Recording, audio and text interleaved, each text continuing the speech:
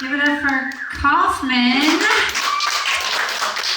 So I know how we feel about the other thing, but where do we stand on pillaging?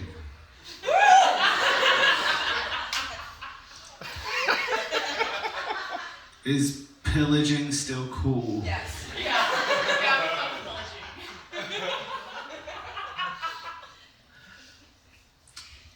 Someone mentioned the anal beads. Does anyone know the difference between rosary beads and anal beads? It's how you clench them. You can pee on me, Heather.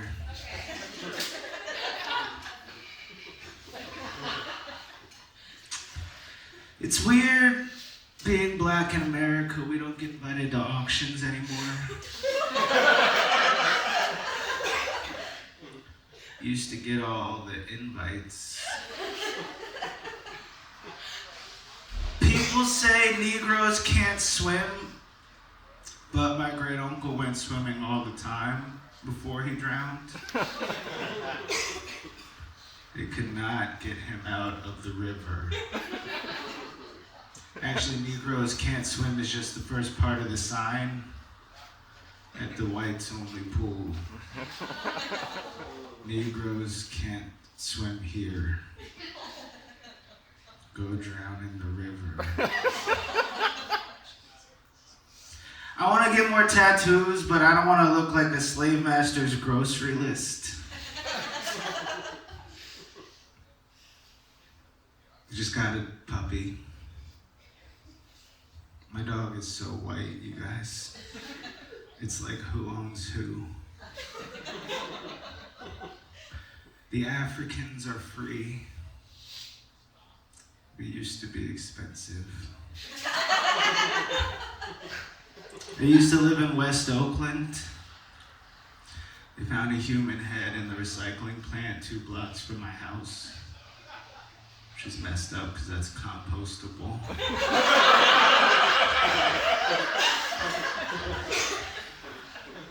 While I was living in Oakland, this is true, I actually witnessed a murder. And the next day, I was so happy. I felt alive.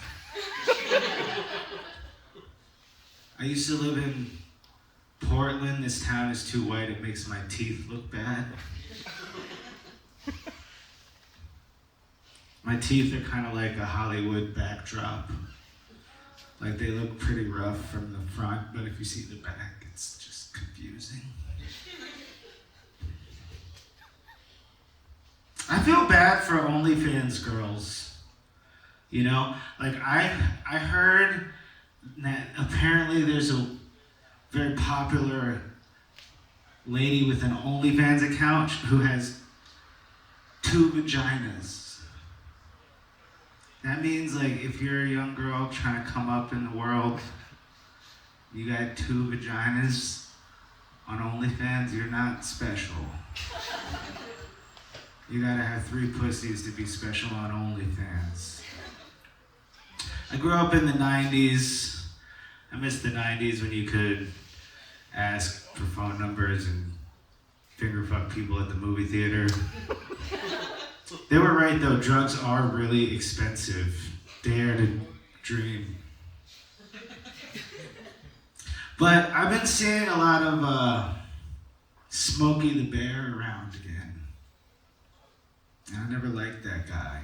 Listen, first of all, he used to bully me. Like when I was a kid, he would be all in my face, like, only you can prevent forest fires.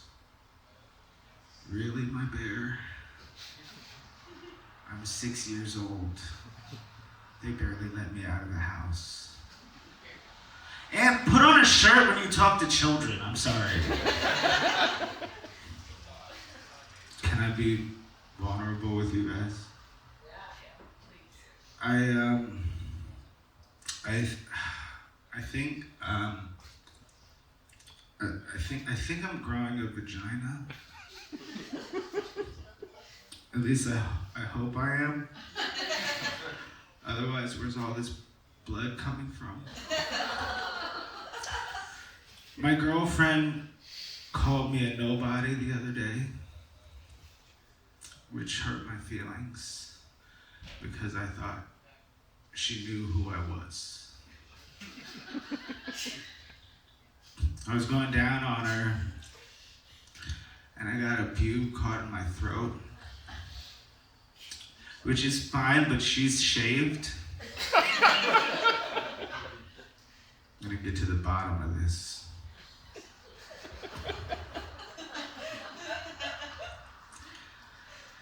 So I was fucking my girl in the ass, and then I went down on her after. I ate the groceries. And then I think I tasted, I'm pretty sure I tasted a little bit of shit. You know what? It's not that bad. The apartment building I was living in Los Angeles was pretty crazy. For example, when I was moving in, our first load, I had a bureau. I'm trying to bring it up the stairs. This guy who lived upstairs, he ran past me. He was in a hurry. And a handgun fell out of his basketball shorts just onto the stairs, you know? It's like that. Oh, that was our introduction. I remember once I was trying to sleep at 2 a.m. and there was this raspy voiced woman outside screaming for 2 hours. She was going, "Carrie!" for 2 hours. "Carrie! I need some smack!" And I think the reason why might be Carrie's my downstairs neighbor, apartment 1, 1215 South Mesa, San Pedro, California. I think Carrie might have been selling smack. That was my deduction. Now, why do I know that? Usually when people are selling heroin, they keep it to themselves. Well, this woman was outside screaming for hours "Carrie, give me some smack!" Finally, we joined in. We were like, "Give her some smack, Carrie! She needs some smack!" The landlord is really old in that building. He's an old British man. And I saw him one time in the back, I was leaving to go to the liquor store, and he's standing there, and I was like, "Oh, hey, nice to see you, Graham. Haven't seen you in a while. What's up? How's your day? By the way," I don't know if you could tell, but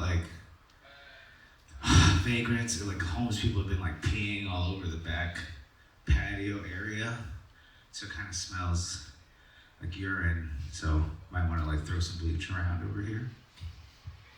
But he's 81 years old, so when he responded, he was like, "What?" I was like, "Oh, hi, Graham. It's nice to see you. How are you today? By the way, I don't know if you can tell, but vagrants and homeless people have been peeing all over the back patio, so it kind of smells bad, so we might want to throw some bleach around." And he said, "What?" And I said, "Graham, hello! It's nice." That's how that joke goes. By the way, does anyone know the difference between a kidnap van and a murder van? I'm shopping. That's not what I'm looking for. I'm trying to get a heist van. I have to run some errands. I gotta go to the bank. I'm not gay. The way I know I'm not gay is every time I have sex with men, I don't enjoy it.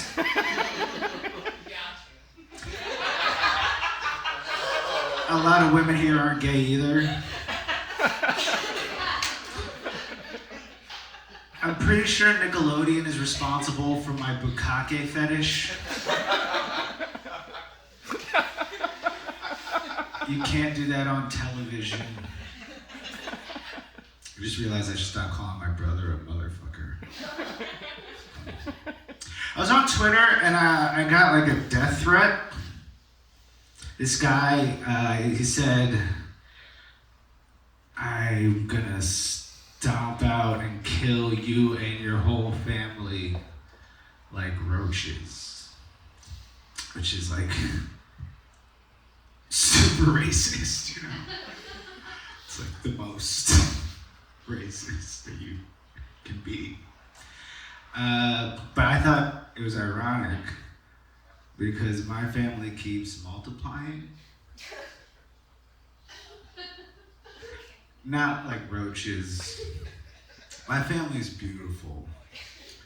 No, I can prove it. Look, if my family's not gorgeous, then why do I want to have sex with my cousin? Riddle me this. Aha. L'chaim, inshallah. I heard about, I guess Israel's dropping 2,000-pound bombs. And like resupply them, you know? They get them from us.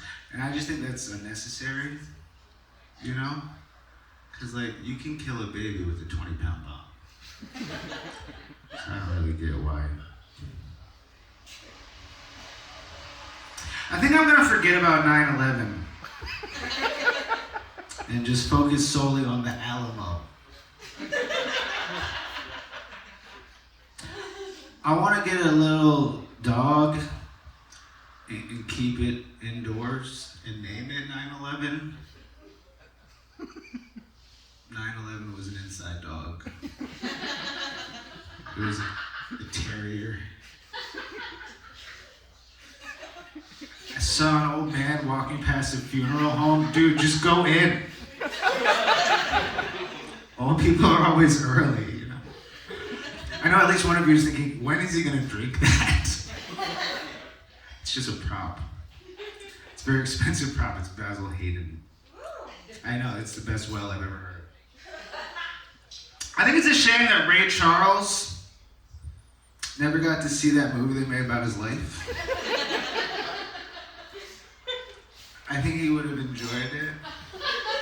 Had he lived, it had a really good soundtrack. So Ray J changed the world. Ray J changed the world with his dick. Ray J's dick gave us Kim K. Like before Ray J, Kim Kardashian was the niece of a murderer. And now she's a billionaire. Ray J changed the world with his dick.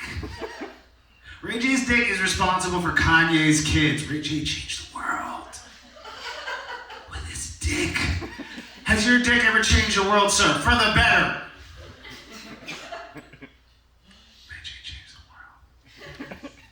I was actually in a bar, if you can believe it, the day that OJ died, and it was really confusing. Because like I walked into this bar for the mic, and on one TV, there were just like old black and white black people from like the 50s getting like beaten with sticks by police.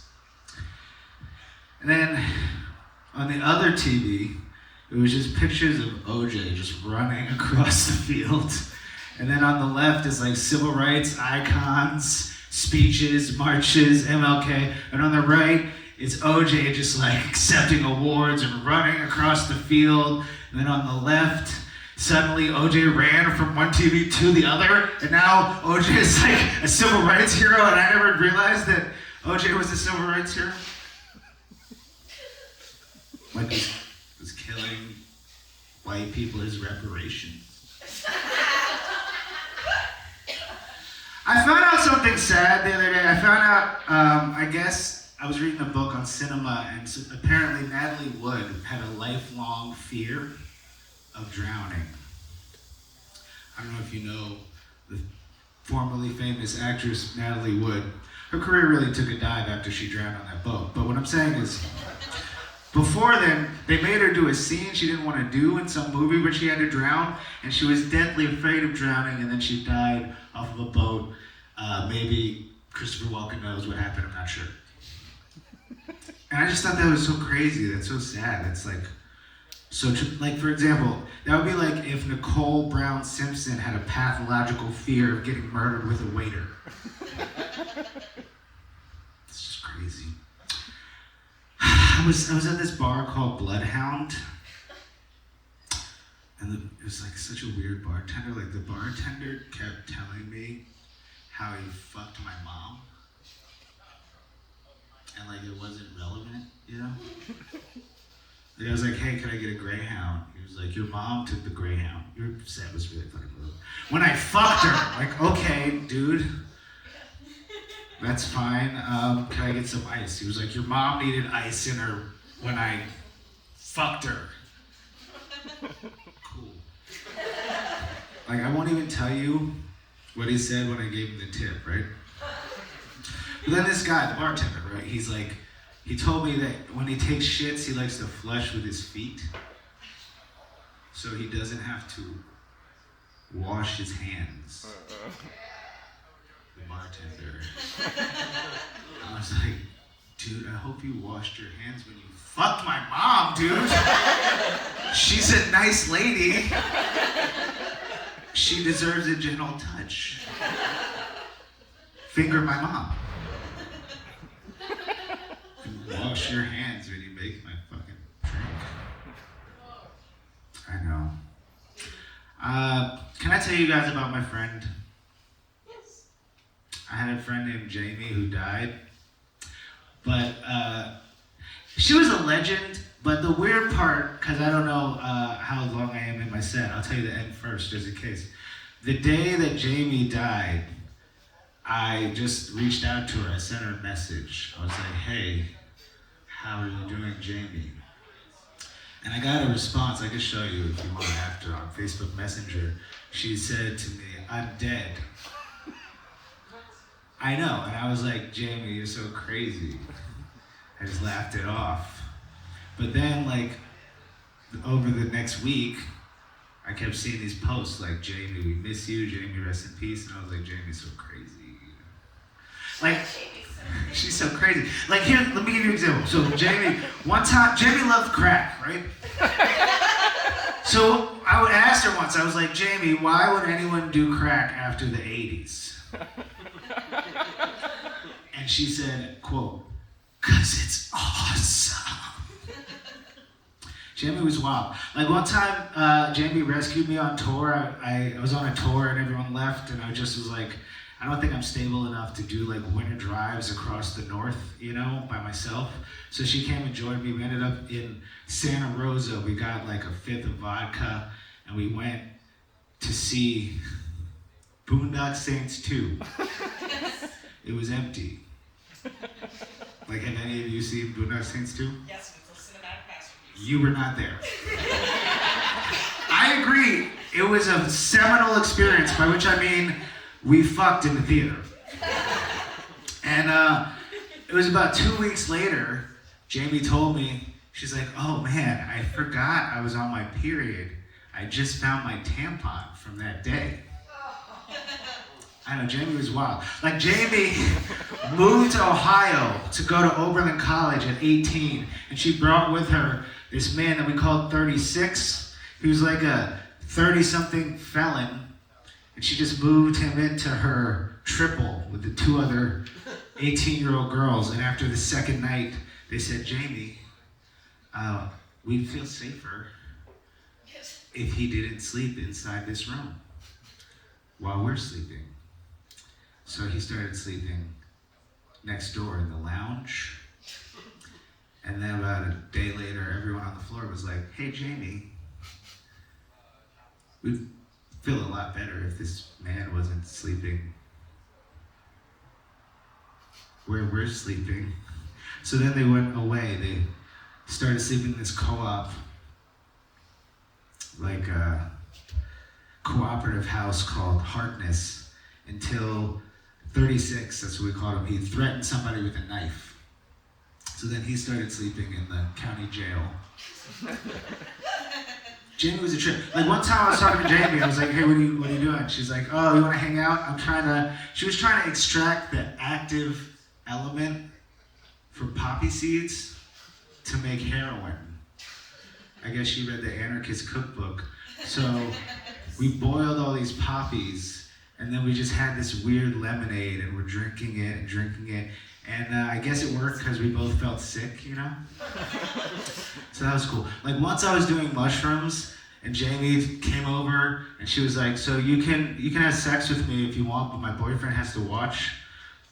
So her creepy boyfriend was in the corner, staring, and she was on her period, and I was like, well, Jamie loved heroin and shooting up, so I just felt kind of weird about the blood. I was like, I don't know. I don't think I want to get HIV while this guy's watching. Jamie was a trip. Like one time on finals week, it was right when, like before social media hit heavy, there was this new thing. It was like an anonymous social media app, so everyone's communicating, and it's only 3,000 people at the school, but no one knows who they're talking to, and it got pretty wild. So at one point someone posted, I will have sex with you if you do my term paper. And I was like, I don't feel like studying right now, like what's the paper about, how long is it? I got a lot of info, and then I was like, wait, Jamie? She was like, oh, hey. I was on tour, and I told that story, and Jamie's housemate was like, I mean, I'll flash my boobs if you write my paper. And I was like, no. That is not a deal. Sydney. Then me and my girlfriend and Jamie had a threesome, and I couldn't get it up. They were really enjoying each other, and I just like, I don't know, I was like, it's beautiful, but I feel like I'm not a part of this, so I just hang back. It was like a Matisse. It was a lovely painting. How am I doing? You're good. You're at 25. Oh, I'm good. I'll wind it up. So, the Jamie story is less sad in reverse. But after my divorce, I got this job working double shifts for my friend, and I started actually making money for the first time in my life. And I couldn't handle it. So first I just started sending presents back to my ex. But after like $600 worth of presents, she was like, you have to stop sending presents. Like, thank you. They're very thoughtful, but like, you can't do it anymore. So I didn't know what to do. And I made a rule for myself. I'm like, we were supposed to be together, like it was supposed to be our life together. So I don't want to build anything if it's not with you. So it was like Brewster's Millions. I was like, I have to get rid of this money any way possible. So I just flew to Vegas and I went to visit Jamie. I was so depressed. I watched all of 10 years of Friends episodes in like a week and a half. I just wanted to spend money, so I just went to a restaurant. I was like, give me the most expensive steak you have. They were like, I was like, I don't care.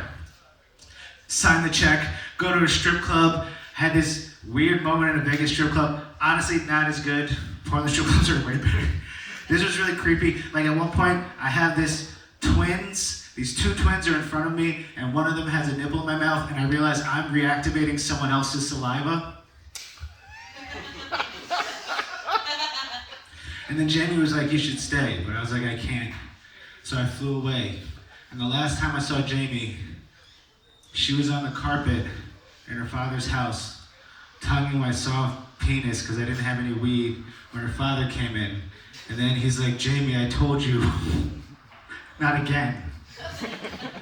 So then he takes me in the backyard and he asks me for advice. He's like, what do you think I should do? I was like, I don't know, you guys are both musicians, so like maybe you should make some music. And 2 weeks later, Jamie was dead. So I don't know if she was a ghost or she was murdered, or she was incredibly self-aware, but I always think when she was drinking herself to death in Vegas, if I had drank half that vodka,